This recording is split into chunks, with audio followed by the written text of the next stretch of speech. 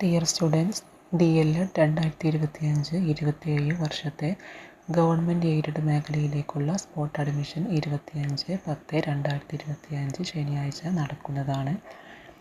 മലപ്പുറം ജില്ലയിൽ അപേക്ഷ സമർപ്പിച്ച് അഡ്മിഷൻ ലഭിക്കാത്ത മുഴുവൻ വിദ്യാർത്ഥികൾക്കും സ്പോട്ട് അഡ്മിഷനിൽ പങ്കെടുക്കാവുന്നതാണ്. അതുപോലെ അഡ്മിഷൻ നൽകുന്നത് പൂർണ്ണമായും മാർക്ക് അടിസ്ഥാനത്തിൽ മാത്രമായിരിക്കും.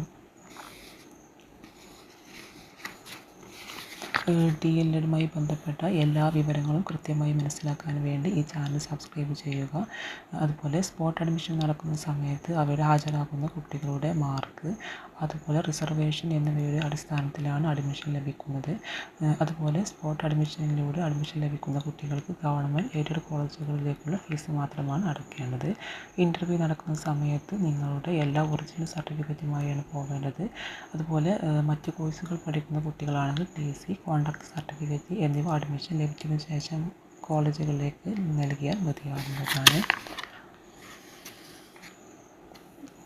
ഗവൺമെൻറ് എയ്ഡഡ് കൊമേഴ്സ് വിഭാഗത്തിൽപ്പെട്ടവർ രാവിലെ 9:15-നും, അതുപോലെ ഗവൺമെൻറ് എയ്ഡഡ് ഹ്യൂമാനിറ്റീസ് വിഭാഗത്തിൽപ്പെട്ടവർ രാവിലെ 9:45-നും, അതുപോലെ ഗവൺമെൻറ് എയ്ഡഡ് സയൻസ് വിഭാഗത്തിൽപ്പെട്ടവർ രാവിലെ 10:30-നും കൂടിക്കാഴ്ചയ്ക്ക് ഹാജരാകേണ്ടതാണ്.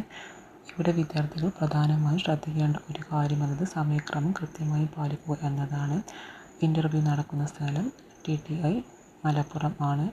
കൂടാതെ കൂടിക്കാഴ്ച സമയത്ത് വിദ്യാർത്ഥികൾ നിർബന്ധമായും ഹാജരാക്കേണ്ട രേഖകളാണ്: ഒന്നാമതായി SLC സർട്ടിഫിക്കറ്റ്, രണ്ടാമതായി HSC അല്ലെങ്കിൽ VHSC സർട്ടിഫിക്കറ്റ് എന്നിവ. ഈ വീഡിയോ ഇഷ്ടപ്പെട്ടാൽ ലൈക്ക് ചെയ്യാൻ മറക്കല്ലേ.